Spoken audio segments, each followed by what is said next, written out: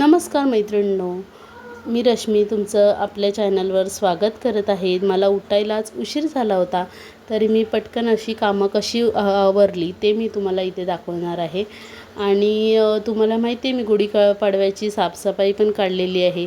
एक एक दिवस एक एक ट्रॉली किंवा एक एक किचन म्हणा, हे माझं चालूच आहे। एक एक रूम साफ करायचं चालूच आहे, तर ते पण मी तुम्हाला दाखवणार आहे कशा प्रकारे मी साफ करून घेतलं ते। तर इथे मला एक सांबारच करायचा होता दुधीचा आणि टॅमॅटो बटाटा टाकून। तर त्याच्यासाठी मी चणा डाळ भिजत टाकली आणि रात्री हे टॅमॅटो आणले होते ते धुवून ठेवले आणि सकाळी आता ते फ्रीजमध्ये ठेवते। आधी पीठ मळून घेतलं, आज डब्याची काही गडबड नव्हती म्हणून आधी पीठ मळून घेतलं आणि नंतर मशीन लावून घेतली। उशिरा उठली की मग कपडे धुवायला बसत नाही, डायरेक्ट मशीनला कपडे लावते, ते बरं पडतं।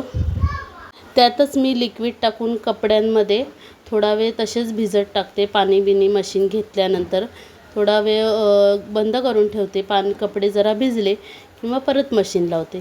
तर शिवजयंतीसाठी मी इथे सांगितलं होतं तुम्हाला मुलींना काय काय भेटलं श्रावस्वराला, ते मी नक्की तुम्हाला दाखवेन। तर हे 3 ग्लास आहेत ना, ती श्रावस्वराला मिळाली आहेत। त्यांना एक गिफ्ट म्हणून मिळालं आहे, 2 असे त्यांनी पार्टिसिपेट केल्याबद्दल। परत मला लायटर मिळालं आहे, मी एक पदार्थ बनवला होता त्याच्यासाठी।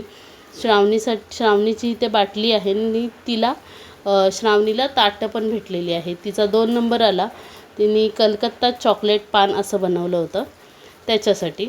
तर इथे कुकर पण बत्ती लावून घेतली, कुकर लावून घेतला आणि आज नाश्त्याला चहा चपात्या केल्या नव्हत्या सकाळी, त्यामुळे चहा बिस्किटाचा नाश्ता आहे। ते झालं की लगेच चपात्या करून घेतल्या आणि इथे चपात्या करून झाल्या की माझं बाळ इथं उठलं होतं। तो आज भरपूर दिवसांनी स्कूलला जाणार होता, ते उन्हामुळे आणि जरा त्याची तब्येत बरी नव्हती म्हणून मी त्याला पाठवली नव्हती, तो घरातच होता। तर इथे आता दुधीचा सांबारा घालून घेते। स्वरा येईल आता जेवायला, हे तिला आल्या आल्या जेवायला लागतं, ती सकाळी काही खात नाही, त्याच्यामुळे ती बघा ती जेवली आणि हे डब्यातलं खाणं त्यांचं चालूच आहे। आणि तिला सवय आहे की तिने काय घेतलं ना, दोघी नाही की पटकन ते मला विचारतात असं, तुला पाहिजे का, भरवतात, हे त्यांना सवय आहे। तर इथे मुली असल्या की एक वेगळीच माया असते। तर आज दुसरी डिश वगैरे ठेवते ना, प्लॅस्टिकचे डबे, त्याची ट्रॉली काढली होती। आधी झाडून घेतली आणि लिक्विड एका कपड्यावर घेतलं आणि त्याच्याने पुसून घेतलं। पाणी ह्याला असं म्हणजे कपड्यात साबण लावून एकदम नाही प्रॉपर पुसलं, कारण की सगळं साबण आहे ना खाली उतरतं, त्याच्यामुळे असंच नुसतं घासलं नाही, नुसतं असंच पुसून घेतलं। त्याच्यानंतर सगळी भांडी घासून घेतली आणि मला थोडा वेळ होता तर म्हटलं ही पण ट्रॉली काढावी, म्हणजे तेवढं का माझं काम उद्याचं हलकं होईल।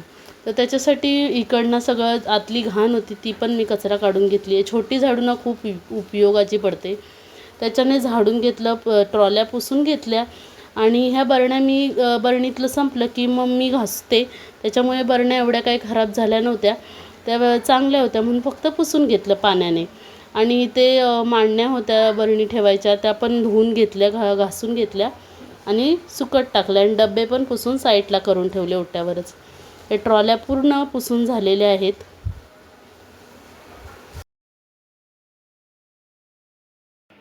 आत्ताच मी स्वराला सोडून आले, स्वराजला घेऊन आले, 2 फेऱ्या झाल्यात माझ्या।